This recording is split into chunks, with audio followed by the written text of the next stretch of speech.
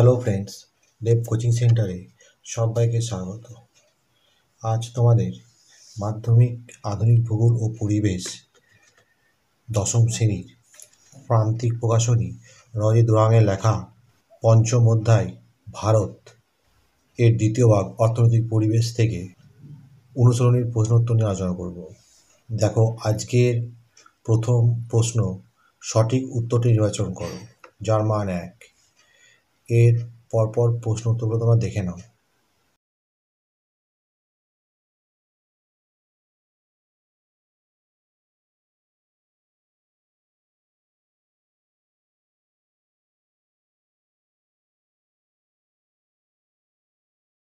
এরপরে দেখো, বাক্যটি সত্য হলে ঠিক এবং অসত্য হলে ভুল লেখো, যার মান 1। এর উত্তরগুলো তোমরা পরপর দেখে নাও। এরপরে দেখো, শূন্যস্থান পূরণ করো। তোমরা এই শূন্যস্থান পূরণগুলো দেখে নাও। দেখো, শূন্যস্থানের উত্তরগুলো পরপর দেওয়া আছে। 1 নম্বর লিখবে ফ্লোরিকালচার, 2 নম্বরে লিখবে পশ্চিমবঙ্গ, 3 নম্বরে নাগপুর, 4 নম্বরে কলকাতা, 5 নম্বরে কার্পাস বস্ত্রবয়ন, 6 নম্বর লিখবে কোয়েম্বাটোর, 7 নম্বর লিখবে 74.04, 8 নম্বর লিখবে দিল্লিতে, 9 নম্বর লিখবে পেট্রো রসায়ন, 10 নম্বর লিখবে দিল্লি।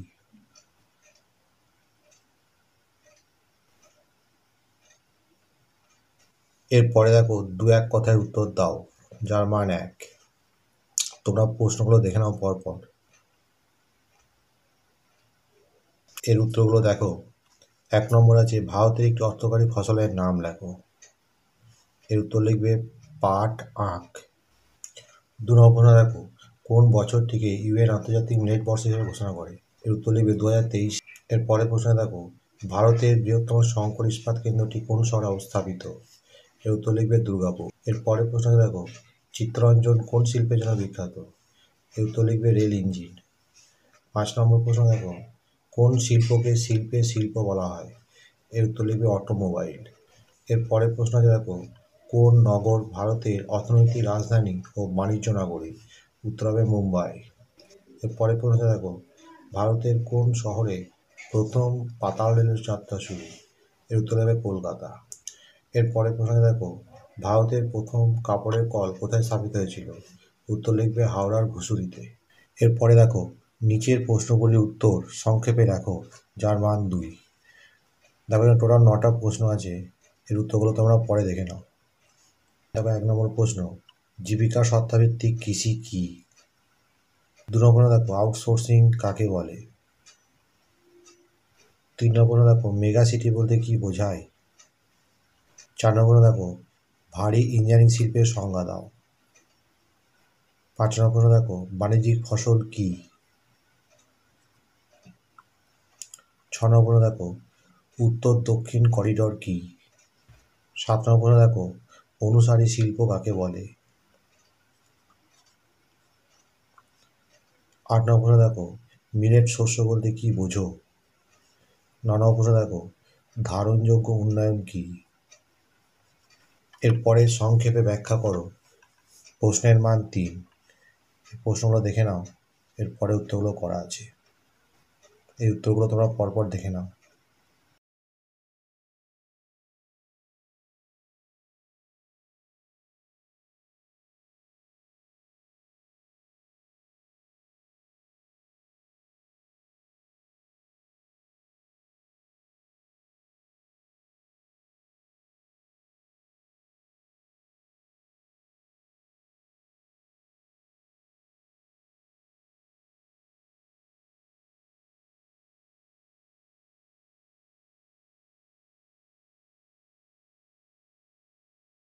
এরপরে রচনাবলী প্রশ্ন, যার মান 5।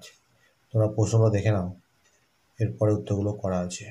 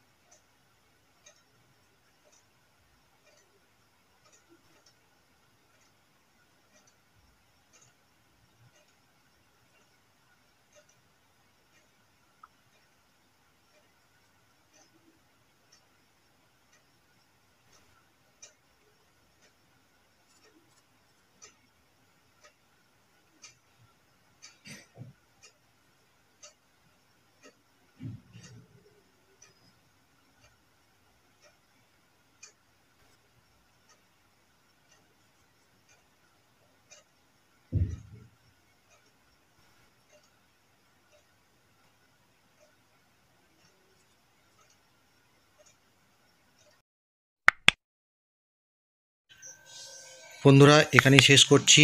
পরবর্তী ভিডিওতে আবার দেখা হবে। ভিডিওটি ভালো লাগলে অবশ্যই লাইক, কমেন্ট, শেয়ার করবে।